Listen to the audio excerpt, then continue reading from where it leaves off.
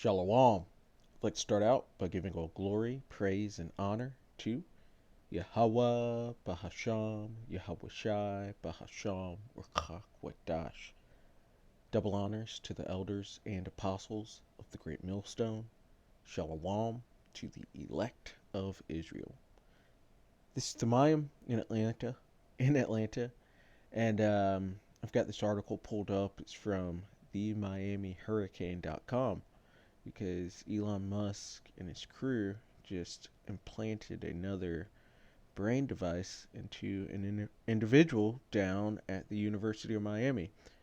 And so this article came out July 14th, so pretty recently, but I know this procedure was talked about at least a week ago, if not longer. But it says Elon Musk Neuralink implants brain chip at Hospital. In 2016, Elon Musk and a team of 8 scientists and engineers founded the neurotech company Neuralink.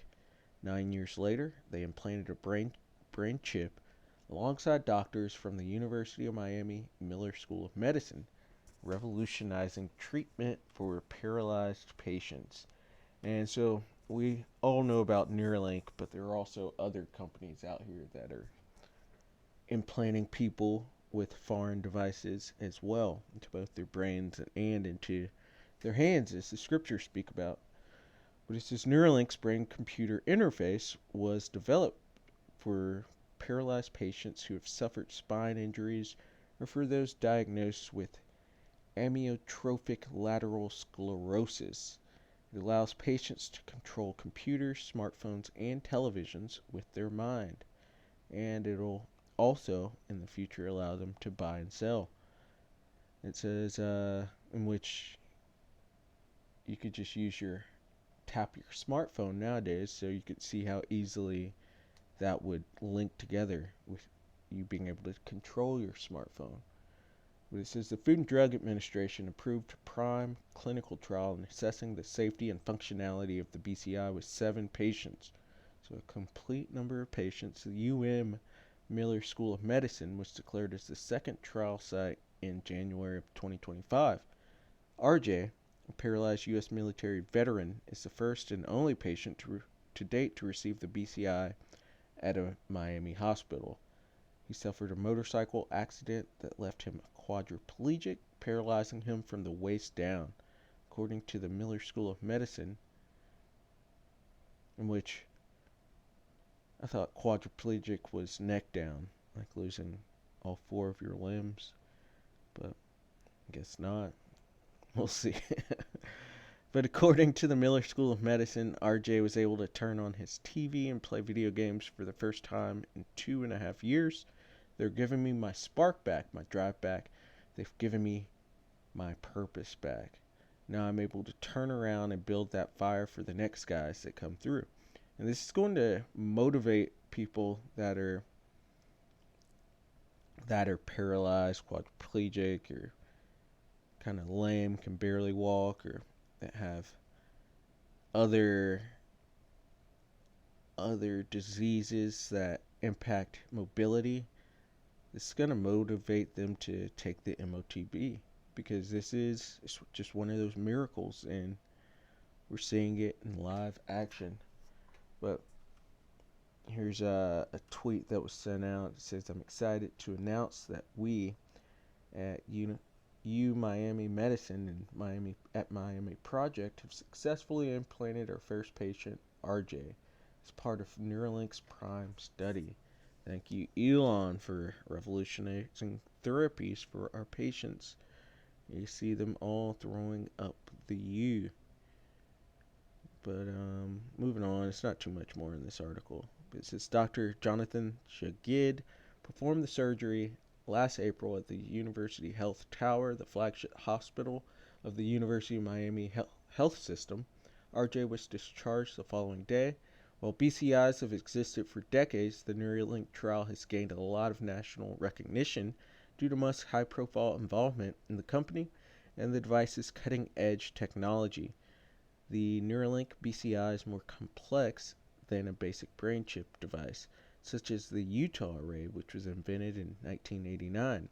Neuralink's device has 10 times as many electrodes than the Utah array, meaning more electrical brain activity can be recorded and translated into actions. And so we see that this technology is moving along, and then we also see that the infrastructure here in America and around the world is being laid for this to be used. And then we're also seeing the different governments around the world trying to bring in facial recognition technology, in which this will all play together. And then also they want to bring in these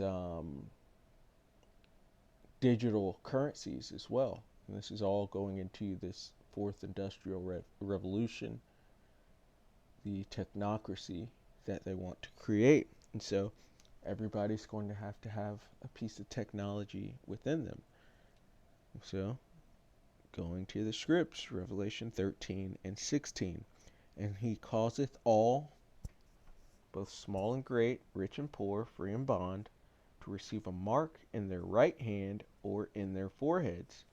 And so we just saw them talking about BCI in that article. So let's get the word for forehead, which is metapon. It's Strong's G3359. And it says the space between the eyes, the forehead. Metapon, the forehead, is opposite the continent's forehead. And Strong's different definition. So I went and typed that into Google. Space between the eyes, forehead, and then I also put in third eye, because that's what's known as your third eye, the place between your eyes. And so from the AI overview, it says the space between the eyes, often associated with the third eye. It's located on the forehead, slightly above the eyebrows, in the center of the forehead. This idea is often referred to as the Ajna chakra in Hinduism, and is linked to intuition, insight, and spiritual awareness. And I'm going to warn you, if you take this BCI, you're going to be cutting off all of that. You're going to be cutting off your spiritual intuition, insight, and your spiritual awareness.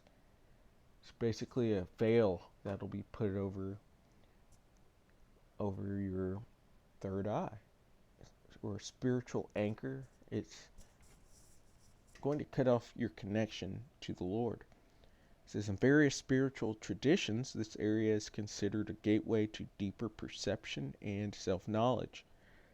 Here's a more detailed explanation. It says physical location of the third eye is between the eyebrows and the center of the forehead. And that's exactly what we just read, the space between the eyes, the forehead. So they want to cut off your third eye.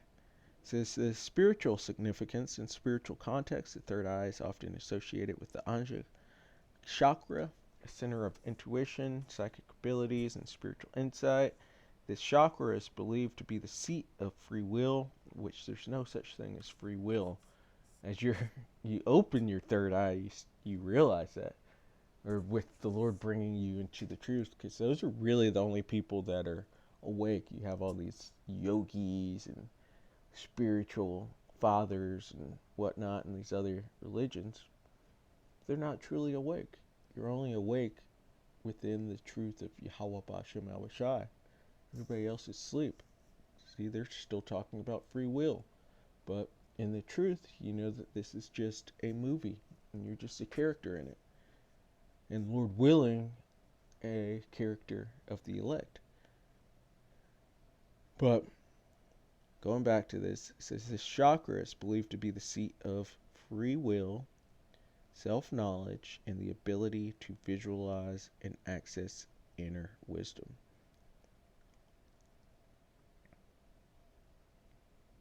Focusing on this area during meditation is believed to help calm the mind, improve focus, and enhance intuition. So you can imagine if you get this, where your mind will be. Really, your mind will be controlled, because that's another reason they're putting this into you, is for control. This is also known as the mind's eye or inner eye. It's an anatomical landmark called the glabella, which is used in facial measurements. So this is also the space between the eyebrows is also an anatomical landmark called the glabella, which is used in facial measurements. Pineal gland connection. Some believe the pineal gland, located deep within the brain, physically connected to the concept of third eye due to its connection to light and the circadian rhythm. So their circadian rhythm goes into your sleep patterns, and we already discussed how this is going to connect or disconnect you from the light if you get it. But just getting back to this, because this wasn't meant to be too long. But Strong's G3359, metapon, the space between the eyes and the forehead. So this is what they want to cut off. We're going to read this one more time. And he causeth all, in Revelation 13 and 16, he causeth all, both small and great, rich and poor, free and bond, to receive a mark, which is charagma, in their right hand, or in their foreheads, in their metapon, which is also your third eye, because this will cut you off from the Lord. And so when he comes back, you're going to be cut off. There's nothing to identify you as being his, and you'll be left here to suffer the fate of the wicked. And so, Lord willing, that was edifying. I'd like to give all glory, praise, and honor to Yahweh, Bahasham, Yahweh Shai, Bahasham, Rakah, Wadash. Double honors to the elders and apostles of the great millstone. Shalom to the elect of Israel. Shalom.